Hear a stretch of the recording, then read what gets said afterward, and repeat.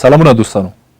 موږ تېره اونۍ د اختلال یا ګډوډۍ په اړوند یوه خپرونه لرله او کله چې هغه خپرونه خپره سوه او نشر سوه د هغې خپرونې په کامنټ کې یا په کامنټونو کې خورا پوښتنې سوې وې او په دې اړوند خلکو ته پوښتنې پیدا سوې وې چې موږ یعنې د اختلال په اړوند او د ګڼو اختلالونو په اړوند پوښتنې سوې وې چې ما اړینه وګڼله چې په دې اړوند هم یو بحث ولرو تر څو دغه مسله او د نورو اختلالونو مسله لږ نوره هم دوستانو ته واضح او څرګنده سي.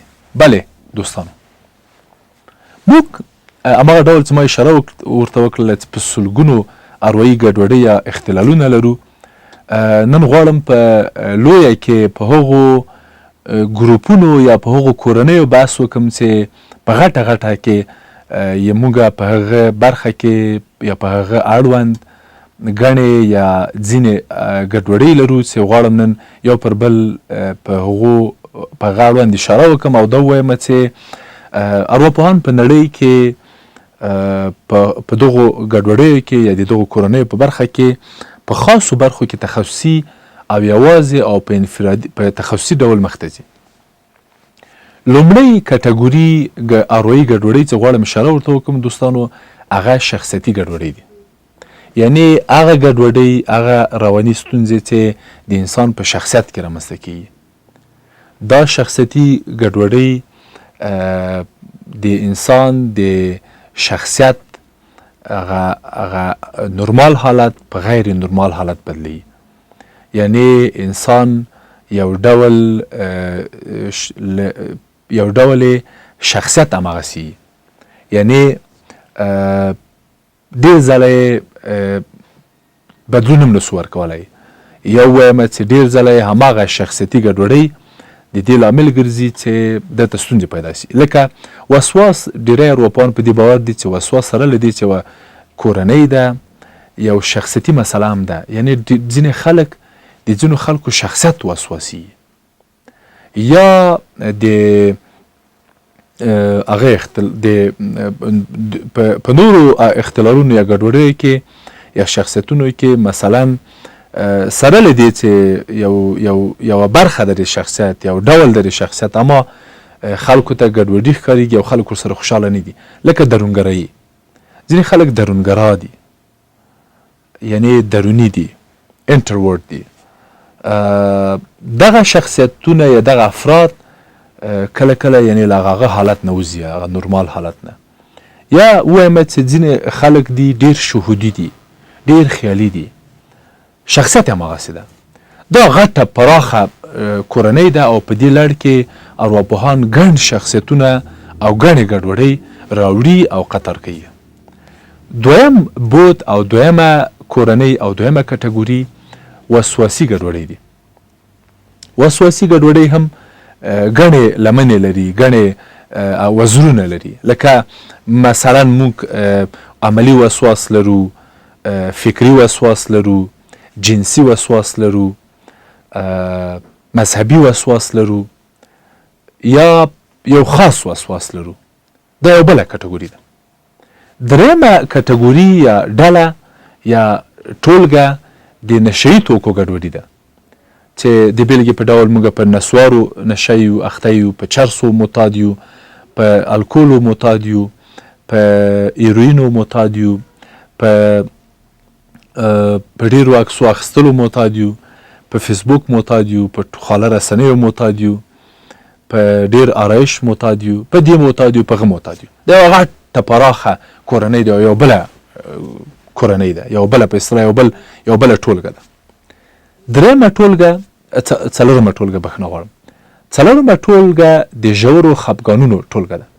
په ژورو خفګانونو کې ډېر خفګانونه راځي، لکه په موسمونو کې خفګان، له ولادت نه وروسته خفګان، انتخاباتي خفګان، د ځوانۍ د پړاو خفګان، د بلوغ یا د عادت یا د قاعدګۍ یا د میاشتني عادت بحران یا خفګانونه، ژمنی خفګان، د مني خفګان، پسرلنی خفګان، د کانکور خفګان. دا ورته خفګانونه دي چې راځي. کله ځینې ناروغۍ دي، ځینې نه دي. ځینې یعنې اختلال ته رسېږي، ځینې په ستونزو کې راځي. دا یو بله کټګوري اختلالونه دي. پنځمه ډله یا پنځمه ټولګه د خوبونو ګډوډۍ دي. موږ د خوب هم یو عالم ګډوډۍ لرو دوستانو، چې هغه کې ډیر خوب، کم خوب، په خوب کې خبرې، په خوب کې ګرځېدا او ورته نورې ډېرې قصې په دې لړ کې هم لرو، چې دا یو بله کټګوري اختلالونه دي چې غواړم دوستانو سره اشنا سي.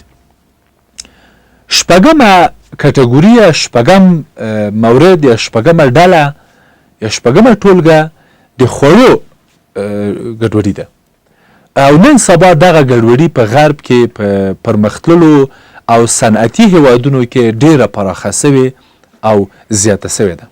یعنی نن سبا خلک له لوږې ډیر نه مري.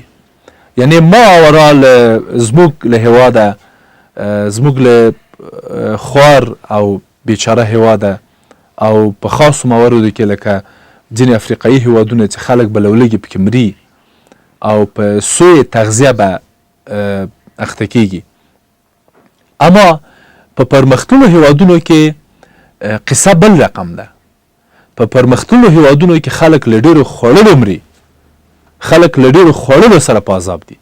یعنی د اضافه وزن مثلا نن په نړۍ کې یوه ستونزه ده، یوه ربړه ده او دې سره ګڼ انسانان په نړۍ کې مخامخ دي او دا یوه ټولګه ده د ستونزو. یعنی د خوړو ګډوډي یوه بله ټولګه ده.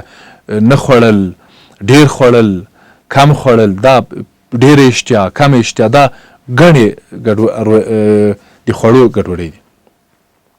اومه ستونزه یا اومه ټولګه ګډوډۍ د بدني ګډوډۍ دي، لکه ټیکونه، لکه له ځان نه بد راتګ یا د بدن کې ځینې تفاوتونه یا مثلا حرکتونه یا مثلا کوږوالی یا دردونه او دا نور مسایل دي چې دې کې بیا بدني ګډوډۍ دي. دا جسمي اړخ لري، البته جسمي نه دي خو اروایي دي، خو بدني راڅرګندېږي او روښانه کېږي.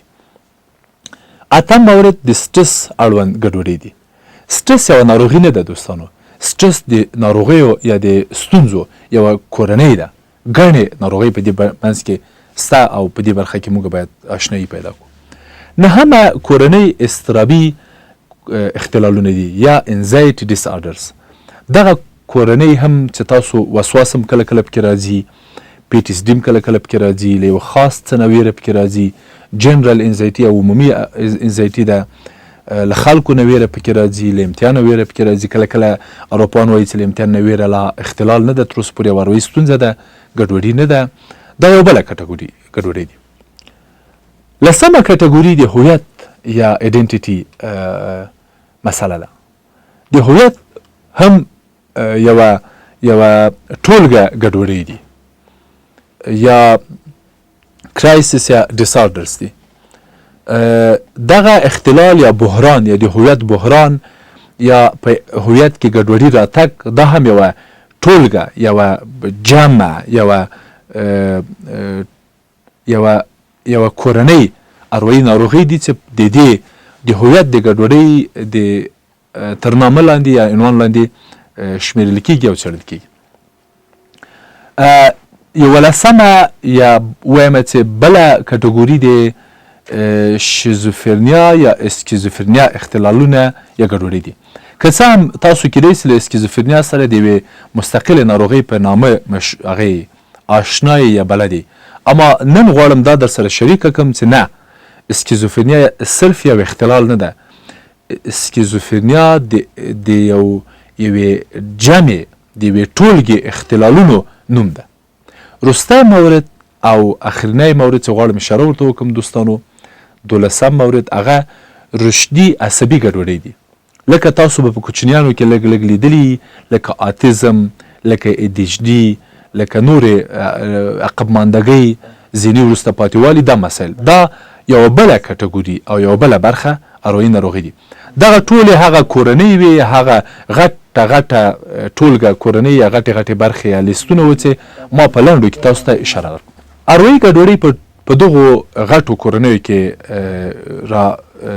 په اصطلاح راټولیږي، اما کله چې دوی ویشل کېږي او خپرول کېږي پراخې او ډېرې زیاتې او سلګونو ته شمېر رسیږي. که وخت او فرصت انشاءالله په نورو مسایلو او نورو اړخونو به هم د دې مسلې بحث وکړو. او که تاسو ته پوښتنه وه موږ سره د راروانو خپرونو لپاره په کمنټونو کې شریکه کړئ. مننه.